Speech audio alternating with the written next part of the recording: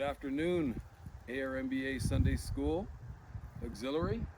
As you can tell, we're here at the Amber Valley Cultural Center and Sports Park / museum. We're about to take a tour onto the grounds here. I consider them hallowed ground. As you will learn, this place was established by African American pioneers, as it were, from 1908 and beyond up to the turn of the century, the 21st century. You will have probably heard, because of this being 2021, that this is the 100th anniversary of the Black Wall Street Massacre down in Oklahoma. And these were people that were closely related to those people who had their businesses burned down and were lynched and what have you due to racism in the United States, which is the very reason why these folks left 12, 15 years prior to that massacre. So we're gonna take a walk down into the parkway. I'm choosing to have you walk along with me so you really get a sense of time and place. This particular facility is located in the northern part of Alberta and rather central, but it would be northeast if at all, not central. And I live in Grassland. Of course, I'm your former moderator, past moderator for the ARMBA, and my name's Kim Elliott. I've been asked to do this by your president, Sarah Tewksbury, as well as our historians in the main body of ARMBA, Sister Brenda Travis and Sister Lana Talbot. Let's take a walk back in time.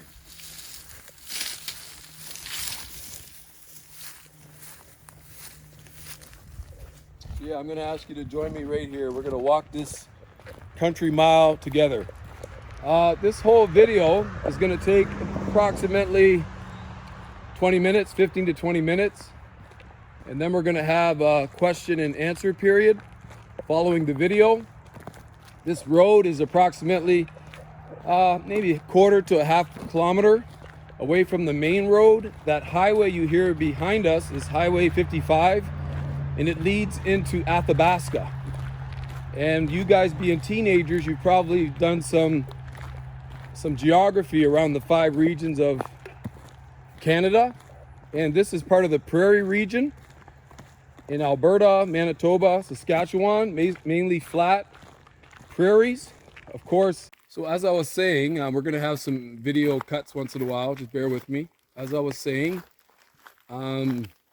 in the southern part of Alberta, it was mainly cow country, right? You have the Calgary Stampede, lots of wheat, lots of cattle. But in the northern part of Ontario, it's mostly where the oil fields are. So you've heard of the Edmonton Oilers, and we are about 2 hours north of Edmonton. So that was unknown to them at this time, but we'll talk about that later. So as we go to the right, we're going to show you some of the fields that are still up here. The reason why they came up to this area was it was advertised throughout Canada and throughout the world that Canada had free parcels of land. They were seeking settlers around the early 1900s, and many of them came from Ukraine or the Ukraine.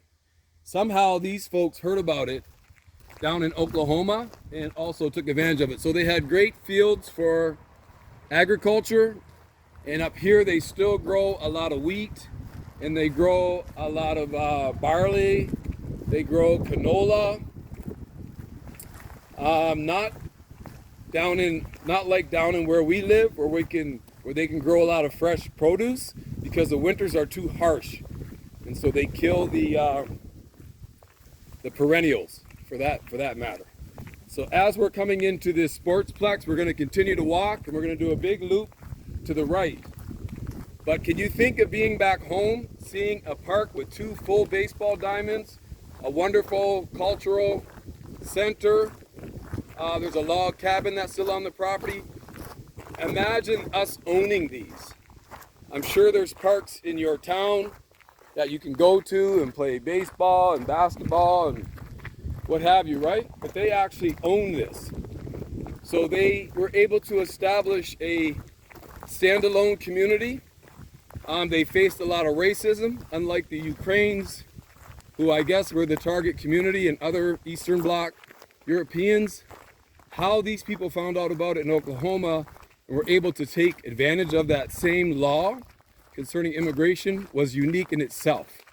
And then to come here and establish an independent community that thrived for about 100 years is phenomenal. I forget the original name of this settlement, but it wasn't originally called Amber Valley. They changed it to Amber Valley because of the fields grown over with wheat. So I'll just be quiet for a while and I'll let you take in the sights and the sounds. Right now we're going to take a look at the grandstand. And just imagine Grandma and Grandpa out here, maybe your great-grandparents, right in there rooting on their favorite teams.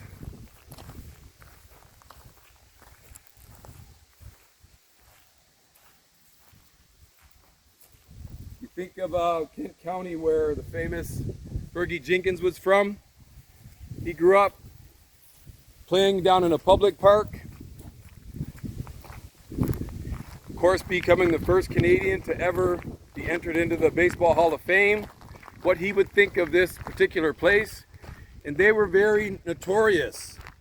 They were very notorious for their baseball skill. I'm trying to expand the video for it to zoom over to this particular log cabin. I'm not going to go over to it. I'm hoping to zoom it. No, that's okay. We'll tell you more about that log cabin. I got some pictures that you'll see in the slides. This particular little heat shelter was added later, and of course the park.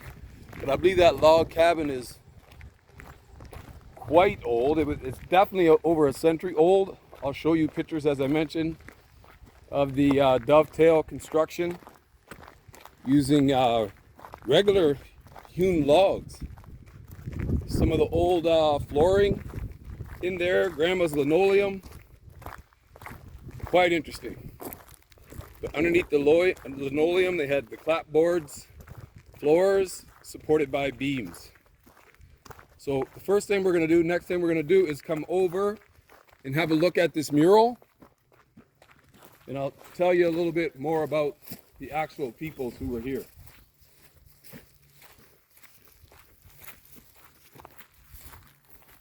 First thing we should notice is this plaque, noting that it is a National Historic Site. Try to bring you in to see some of the wording. And it says, Black pioneer immigration to Alberta and Saskatchewan. The arrival of over 1,000 African Americans to this region between 1908 and 1911 marked the dominion of Canada's first experience with black immigration en masse, which is not true, because we know we come from the Underground Railroad dating back pre-emancipation, 1834, British North America, and 1863, United States. So clearly not true. However, it sparked a backlash in parts of the press and business community that led to federal government to adopt an unofficial policy of exclusion by race. The numbers of black peoples entering Canada until the 1960s. Nonetheless, these courageous settlers established their own institutions, created a rich social life, and forged vibrant farming communities largely in isolation from other groups and in keeping with what they had known in the United States. So backing out from that particular plaque, just starting, I guess we could start to the left to go in, what are they, clockwise? Jordan Washington Murphy. You'll see in brackets underneath that they were a scout. And scouting was an actual occupation because, as you know, the United States was involved in several wars against First Nations and Mexicans and what have you. So one of the primary jobs of former slaves was being scouts because many of them formed allyship with First Nations people, and of course eventually married into them. But as an occupation, they knew how to travel and how to mark the stars and lead the cavalry into places, right, of war in and out, as well as settlers.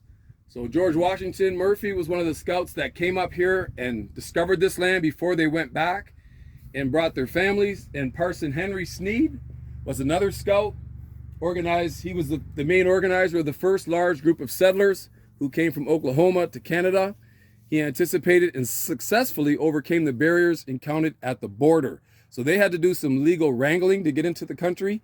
And of course, the women were equally as important and as gregarious as the men were. The Sam Carruthers home, pictured up in the right, shows some of their lady friends, Mrs. Liz L. Merson, Mrs. L. Hinton, R. Beulah Carruthers. And of course, you'll recognize the name Carruthers from back home. There's Washingtons in Windsor, Essex. There's Sneeds. There's Browns. And this gentleman here is Mr. Bowen.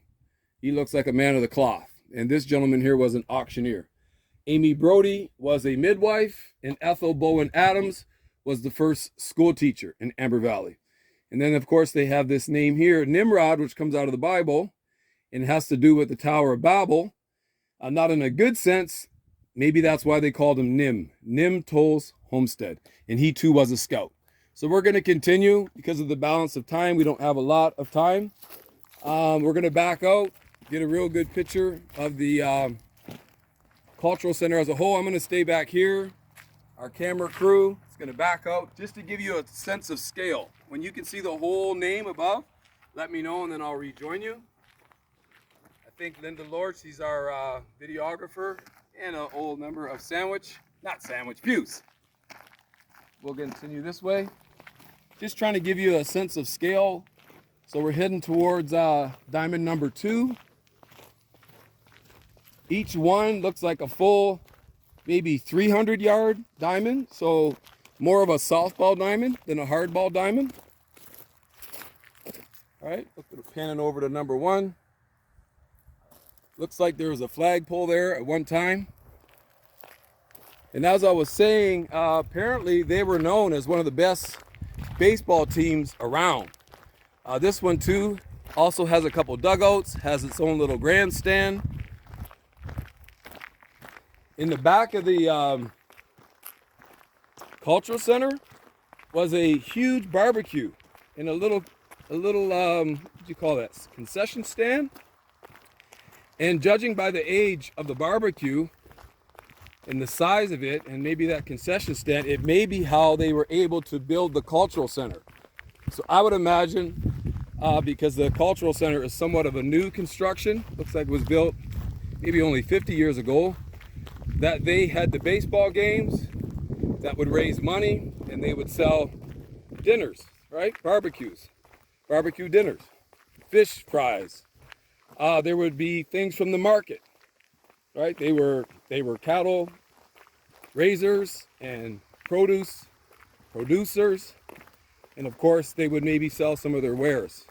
If they quilted, manufactured farming equipment, and other saleable goods, fair game. So just from another viewpoint, you can see the whole sporting complex. Quite a legacy for people who were, these would have been people who were like first generation post-slavery. In the United States, Abraham Lincoln signed the Emancipation Proclamation in 1863. And of course, 30 years before that, the British Crown signed the Emancipation Declaration for all British subjects throughout the British Empire, which included Canada, Australia. I think there were dominions in parts of Africa, India, the Caribbean, quite a few countries under the British Commonwealth that are still under the Commonwealth of Britain. Although we are able to propose laws, even in Canada, not one provincial or national law is made law from a bill without royal assent being given by the lieutenant governor in each of the provinces, most likely as well for the territories, and certainly in the federal parliament. The House of Commons can put forth bills, either private member bills if you're not in the government, or from the Prime Minister's office and his cabinet, can put forth a bill, but it doesn't become law until it's been debated in the House of Commons and then debated in the Senate, and only then can it be given royal assent.